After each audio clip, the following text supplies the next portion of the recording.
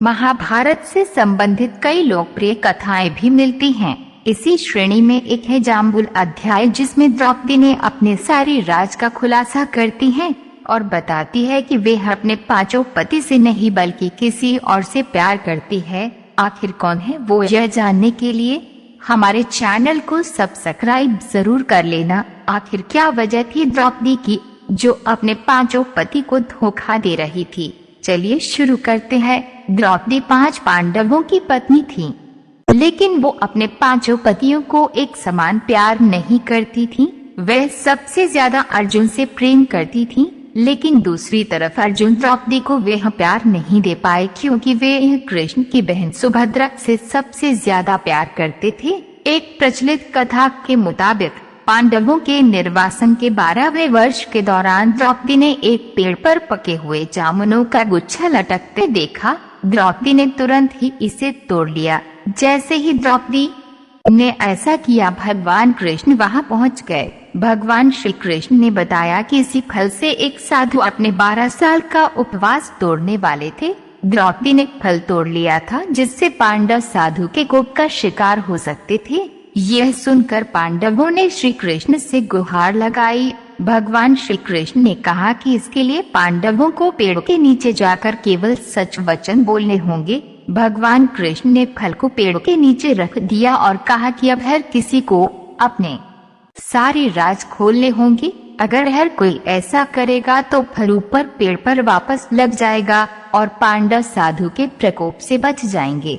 सबसे पहले श्री कृष्ण जी ने युधिष्ठिर को बुलाया। युधिष्ठिर ने कहा कि दुनिया में सत्य, ईमानदारी, सहिष्णुता का प्रसार होना चाहिए, जबकि बेईमानी और दुष्टता का सर्वनाश होना चाहिए। युधिष्ठिर ने पांडवों के साथ हुए सभी बुरे घटनाक्रमों के लिए द्रौपदी को जिम्मेदार ठहराया। युधिष्ठिर के सत्य वचन कहने के बाद फल जमीन से 2 फीट ऊपर आ गया। अब श्री कृष्ण ने भीम से बोलने के लिए कहा। साथ ही श्री कृष्ण ने भीम को चेतावनी दी कि अगर तुमने झूठ बोला तो फल जलकर राख हो जाएगा। भीम ने सबके सामने स्वीकार किया है कि खाना, लड़ाई, नींद और सेक्स के प्रति उसकी आसक्ति कभी कम नहीं होती है।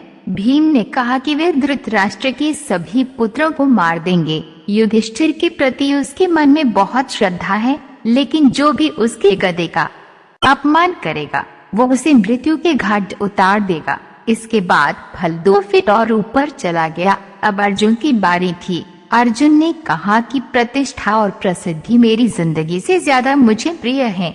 जब तक मैं युद्ध में कर्ण को मार नहीं दूंगा तब तक मेरे जीवन का उद्देश्य पूरा नहीं होगा। मैं इसके लिए कोई भी तरीका अपनाऊंगा, चाहे वह धर्म विरुद्ध ही क्यों ना हो। अर्जुन ने भी कुछ नहीं छिपाया। अर्जुन के बाद नकुल और सहदेव ने भी कोई रहस्य न छिपाते हुए सब सच सच कह दिया। अब केवल द्रौपदी बची थी।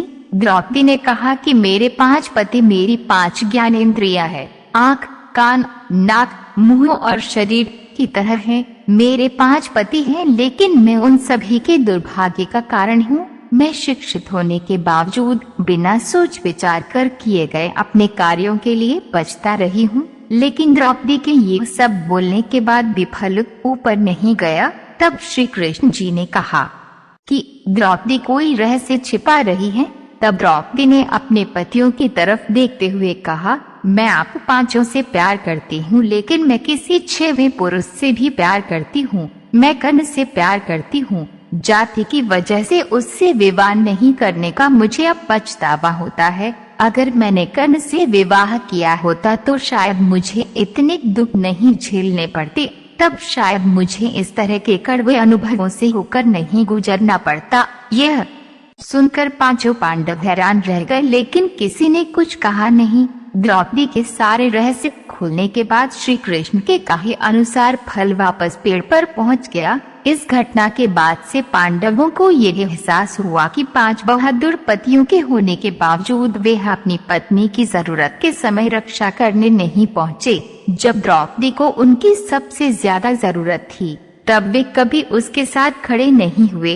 इस पौराणिक कहानी का एक निहितार्थ ये भी हो सकता है कि हर किसी के कुछ राज होते हैं जिन्हें वे खुद तक सीमित रखता है। कई बार ये राज अपनों को चोट पहुंचने के डर से छिपा कर रखे जाते हैं। हमें आशा है कि ये वीडियो आपको पसंद आया हो।